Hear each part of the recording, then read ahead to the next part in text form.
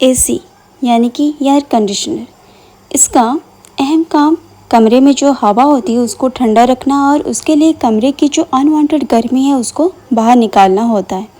AC बाहर की हवा को अंदर नहीं लाती हैं और एसी जो है वो हवा के जो तापमान है उसको कम करने के लिए एक प्रिंसिपल अप्लाई करता है। उस प्रिंसिपल का नाम है वेपर कंप्रेशन साइकिल। इस प्रिंसिपल पर ये काम करता है।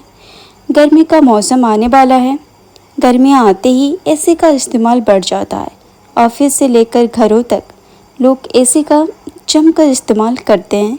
और एक सवाल ये आता है कि ये काम कैसे करता है, ये जो रूम के अंदर ठंडक पहुंचाता है तो ये होता कैसे, इसका जो प्रोसेस है कैसे होता है। ओके, तो चलिए जान लेते हैं उसकी जो क्या क्या प्रोसीजर है, कैसे ये रूम को ठंडा रखता है। एसी हवा की जो तापमान है कम करने के लिए वेपर कंप्रेशन साइकिल के प्रिंसिपल पर काम करता है। ये पहले से हम जान चुके हैं। यह एक जो है केमिकल इस्तेमाल करता है। उस केमिकल क्या है?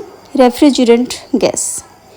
जो रेफ्रिजरेंट गैस यूज़ किया जाता है उसका नाम है foreign gas. Okay, foreign gas. तो ये जो रेफ्रिजरेंट गैस है, ये रेफ्रिजरेंट गैस क्या होता है? लिक्विड, गैस से लिक्विड बनता है और लिक्विड से गैस। ये सिलसिला जो है वो चलता रहता है। इसी के कारण ही एसी जो है हमें रूम के अंदर ठंडक पहुंचाता है। ये जो रेफ्रिजरेंट गैस यूज़ होता है ये कमरे के अंदर तो ठंडक पहुंचाता है और जो कमरे के अंदर जो हीट होता है उसको बाहर निकालने का काम करता है। इस पूरी प्रक्रिया के लिए एसी को तीन पार्ट की ज़रूरत होता है। 3 पार्ट इसके लिए काम करते हैं। क्या क्या है? कंप्रेशर, इवापोरेटर और कंडेंसर इसमें शामिल है। तो एक एक करके जान लेते हैं कि ये जो 3 पार्ट है इनका काम क्या है। फर्स्ट देख लेते हैं कंप्रेशर। कंप्रेशर उसके नाम से भी हमें पता चल रहा है कि एक पंप टाइप का कुछ काम कर रहा होगा। ओके, कंप्रेसर एक पंप है जो कि अंदर की जो हवा है उसको ठंडा करने के लिए रेफ्रिजरेंट को इवापोरेटर और कंडेंसर के बीच मूव कराता रहता है। ओके, हम पहले से पढ़ चुके हैं कि ये जो एसी ठंडक पहुंचाता है उसके जो मेन कारण है वो रेफ्रिजरेंट गैस ही है। तो ये कंप्रेसर क्या करता है? इवापोरेटर और कंडेंसर के बीच रेफ्रिजरेंट गैस को मूव कराता रहता है। इवापोरेटर से जो निकलने वाली रेफ्रिजरेंट गैस है उसको कंप्रेस करके उसको जो टेम्परेचर को कम करता है।